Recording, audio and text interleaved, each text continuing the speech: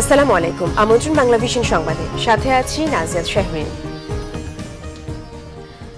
প্রধানমন্ত্রী শেখ হাসিনা বলেছেন, medical college যেখানে সেখানে করতে দেওয়া হবে না। এক্ষেত্রে শিক্ষার্থী ও শিক্ষার মান বিবেচনায় নিতে নির্দেশ দিয়েছেন তিনি। সেই সাথে স্বাস্থ্য সচেতনতা বাড়াতে জনগণকে সজাগ থাকার পরামর্শ দেন প্রধানমন্ত্রী। বঙ্গবন্ধু আন্তর্জাতিক সম্মেলন কেন্দ্রে সপ্তাহব্যাপী জাতীয় স্বাস্থ্যসেবা কার্যক্রম উদ্বোধন করে এসব মন্তব্য করে তিনি আরও বলেন, স্বাস্থ্যসেবাকে কিভাবে জনগণের দোরগোড়ায় পৌঁছানো যায় সে পদক্ষেপও নিচ্ছে সরকার। এরই মধ্যে দেশে ৩টি মেডিকেল বিশ্ববিদ্যালয় প্রতিষ্ঠা করা হয়েছে। পর্যায়ক্রমে তার সব বিভাগে বাস্তবায়ন করা হবে। বিশেষায়িত নার্স গড়ে তোলা, অটিজমের ব্যাপারে সবাইকে সচেতনতার উপরও জোর দেন তিনি। এছাড়া আয়ুর্বেদিক, ইউনানি ও দেশীয় চিকিৎসা উন্নয়নেরও সরকার গুরুত্ব দিচ্ছে বলে জানান প্রধানমন্ত্রী শেখ হাসিনা। জরুরি স্বাস্থ্যসেবা নিশ্চিত ও মাঠ পর্যায়ের কর্মীদের যোগাযোগ ব্যবস্থাকে সহজ করতে সরকারি অ্যাম্বুলেন্স ও জিপ গাড়ির চাবি হস্তান্তর করা হয় অনুষ্ঠানে। বেগম খালেদা জিয়া চিকিৎসার জন্য প্যারোলে যাওয়ার সিদ্ধান্ত দেননি জানিয়েছেন বিএনপি মহাসচিব মির্জা ফখরুল ইসলাম আলমগীর। জাতীয় প্রেস ক্লাবে ঢাকা সাংবাদিক ইউনিয়নের বার্ষিক সাধারণ সভায় যোগ দিয়ে একথা বলেন তিনি। একটি ইংরেজি পত্রিকার এ সংক্রান্ত খবরের প্রতিবাদও জানান মির্জা ফখরুল।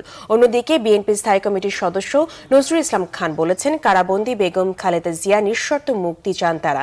ফেনী মাদ্রাসা ছাত্রী নুসরাত হত্যাকারীদের বিচারের দাবিতে জাতীয় প্রেস ক্লাবের সামনে জাতীয়তাবাদী ওলামা দলের মানববন্ধন তিনি একথা বলেন। নজরুল ইসলাম খান বলেন, বেগম জিয়াকে মিথ্যা মামলায় কারাগারে বন্দী রেখে তিলে তিলে শেষ করে ফেলা হচ্ছে। নুসরাত, সাংবাদিক সাগর রুনি হত্যাকাণ্ড সহ সকল হত্যা ও নারী নির্যাতনের বিচার চেয়ে বলেন, দেশে জনগণের সরকার থাকলে নারী নির্যাতনের বিচার হতো। সেনাবাহিনীর মাধ্যমে চীনা বিশেষজ্ঞদের সহায়তায় নিয়ন্ত্রিত বিস্ফোরকের মাধ্যমে অবৈধভাবে নির্মিত বিজিএমইএ ভবন ভাঙা হবে বলে জানিয়েছে রাজউক কর্তৃপক্ষ। এদিকে বহুতল ভবনটি থেকে মালামাল সরিয়ে নেওয়া হচ্ছে। সকাল থেকে ট্রাক, পিকআপ, ভ্যান গাড়িতে করে নিজ নিজ অফিসে মালামাল সরিয়ে নিচ্ছে বিজিএমইএ ভবনে অবস্থিত বিভিন্ন প্রতিষ্ঠান। ভবন মালিকদের অনুরোধে বিকেল 5টা পর্যন্ত মালামাল সরানোর সময় দেওয়া হয়েছে।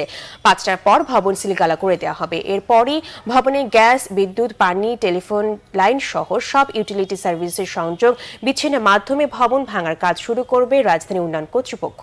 বিজিএমইএ ভবন ভাঙাকে কেন্দ্র করে যেকোনো অনাকাঙ্ক্ষিত ঘটনা এড়াতে আশপাশের এলাকায় আইনশৃঙ্খলা বাহিনীর সদস্য মোতায়েন রয়েছে। বিজিএমইএ ভবন অপসারণে আপিল বিভাগের দেয়া 1 বছর সময় শেষ হয়েছে 12 এপ্রিল। গত বছরের 2 এপ্রিল সর্বোচ্চ আদালত ভবনটি অপসারণে তৈরি পোশাক ও রফতানিকারকদের শীর্ষ সংগঠন বিজিএমইএকে 1 বছর 10 দিন সময় দেন।